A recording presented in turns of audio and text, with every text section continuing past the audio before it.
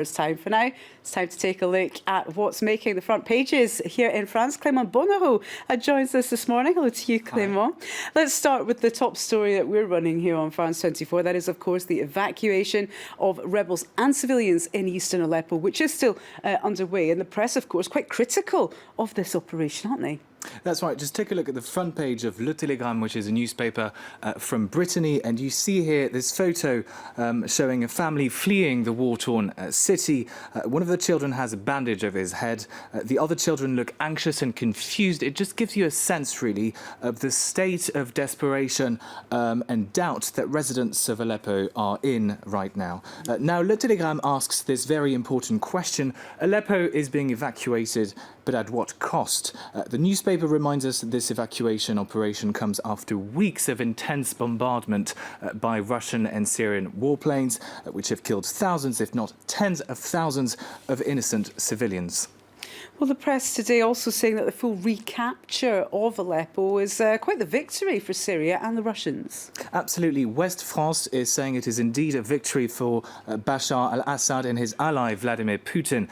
And it's a victory that was facilitated, West France argues, by the reluctance of Europeans to intervene and stand up against Russia, which was able to pound the city of Aleppo relentlessly for months with no consideration whatsoever for international law. West France writes that Putin has demonstrated he has designs that go far beyond the former Soviet Union, and it is Europe's responsibility to contain Russia's ambitions for the world and live up to its liberal and democratic ideals. Well, speaking of Russia, they've also been accused of waging cyber war against the West and some serious allegations that the Kremlin has tried to influence the recent US presidential election last month. That's right. Le Figaro says Russian hackers are, quote, the new face of the Russian threat in Europe. The conservative paper reports that groups of hackers known as Fancy Bear or APT28, APT standing for Advanced Persistent Threat, are directly linked to Russian intelligence services. That's according to French judicial sources.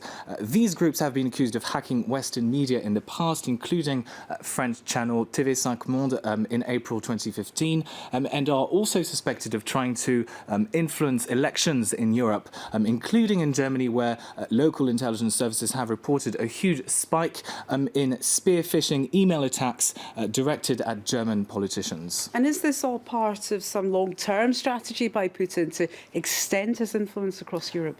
Well, that's what Le Figaro is saying this morning with this headline.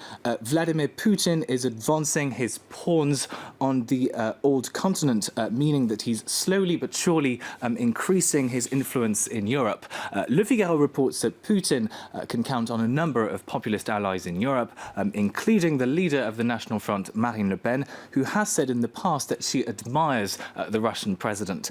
Putin is also helped by the increasing popularity of fake news websites, many of which are managed and promoted on social media by Russian hackers. OK, well, the US President Barack Obama has vowed to take action against Russia for this alleged interference in the US presidential election. What, Clément, could be the consequences for Russia and indeed the rest of the world? Well, according to Le Figaro, it could lead to a new Cold War, this time taking the form of a cyber war between the two countries. Now, it's not entirely clear what the US could do to counter Russia's cyber attacks.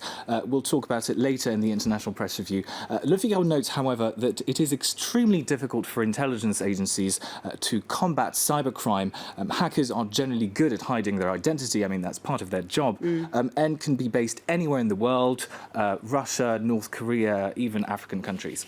Indeed. Well, let's move on. Let's end now, rather. Right here in France, yesterday, of course, was the deadline for candidates to officially announce whether they would join the Socialist primary. And the press today is being very critical of the former Prime Minister and Socialist frontrunner, Manuel Valls. That's right. Just take a look at the front page of Libération, the Socialist newspaper here in France. The headline reads, Valls, la farce de la conviction, which you can translate roughly as Vals's beliefs or political convictions are a farce, a joke. He's being criticised for saying that he wants to change the constitution and in particular abolish an article that allows the government to bypass a parliament to implement controversial reforms. Libération reminds us that Valls actually used that article twice during his time as Prime Minister.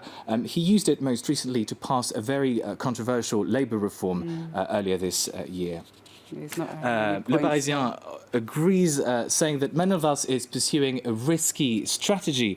He wants to show he can be pragmatic and open to dialogue. But at the same time, Le Parisien says that he risks being seen as someone who lacks real convictions and who will promise anything to get elected. Well, he's taking a bit of a pasting in the press there. What are his chances, do you think, of actually winning this primary? Well, Libération reminds us that Valls is still ahead in the polls by a relatively large margin, and he is widely seen as being very competent, but he's struggling to unite the party behind him. He's been accused of being too conservative and even of betraying socialist ideals.